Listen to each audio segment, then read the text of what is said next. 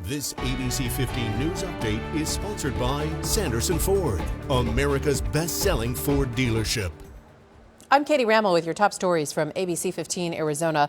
Following the case of a Prescott teen being forced out by his grandparents' HOA and their senior living community, lawyers for the Gardens at Willow Creek HOA tell us they're still working with the lawyers for the family to come up with some sort of resolution here. Earlier this month, we told you how this teenager's parents died just weeks apart in California, leaving the teen as an orphan.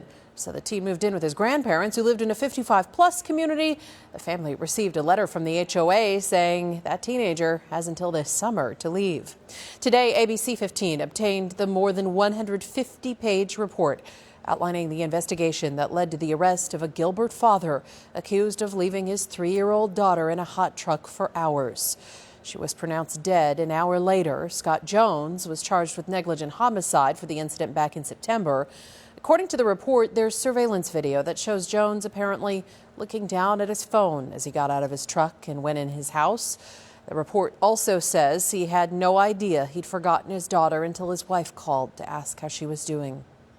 It appears there will be no more lantern festivals in Pinal County. At Wednesday's Board of Supervisors meeting, the board went over its newly approved fire code, which prohibits lanterns. You might remember in Florence last year, lanterns at the Desert Lantern Festival caught fire as they fell from the sky. The board deciding not to make any exceptions to the new fire code, but cities and towns still have the option to hold their own festivals. In fact, one scheduled for Saturday at Schneff Farms in Queen Creek.